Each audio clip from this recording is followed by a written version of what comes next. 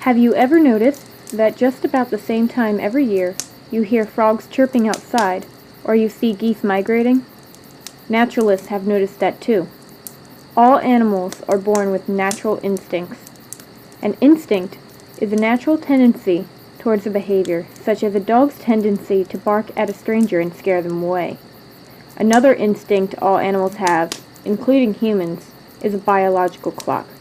This clock is what tells us to be awake during the day and to sleep at night. It is also what tells animals when to migrate, when to nest, and when to hibernate.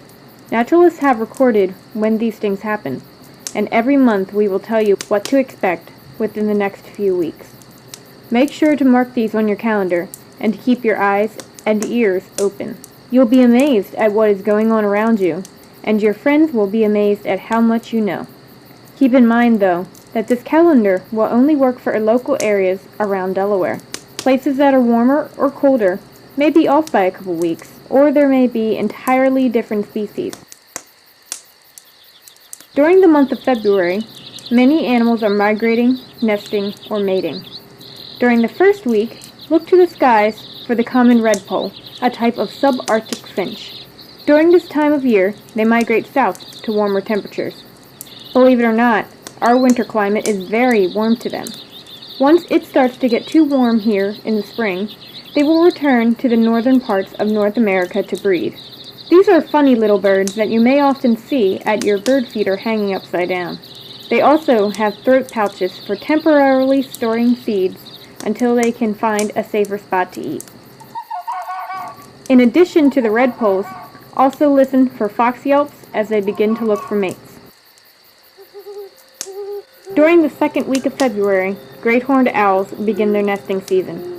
These medium-sized birds of prey usually mate for life at 2 years of age and claim large territories they will defend from other species. They also do not usually build their own nests.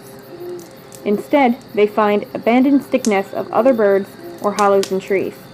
They have to find a new nest each year since the young are so active they destroy their nests. Also during this week, skunks begin to mate. They are crepuscular and solitary animals, meaning that they live alone and come out at dawn and dusk. When it is very cold, though, they may gather in a den with others for warmth. They do not truly hibernate during the winter, but instead sleep for long periods of time. As it begins to get warmer, they will wake up temporarily for the breeding season. Only those who live along the coast will see what is happening in the third week of February. During this time, another bird is migrating, except this bird is moving northward as it is already getting too warm for them. These birds, called snow buntings, live in the high Arctic and snowy winter fields. The males will reach their breeding grounds in early April, where temperatures will reach as low as negative 22 degrees Fahrenheit. The females will arrive about 1 month later after the males have made their nest. In the last week of February, the foxes you heard at the beginning of the month will finally begin mating. Male foxes usually only mate with one female and raise their young together, but sometimes the breeding pair will use non-breeding female helpers to raise the young.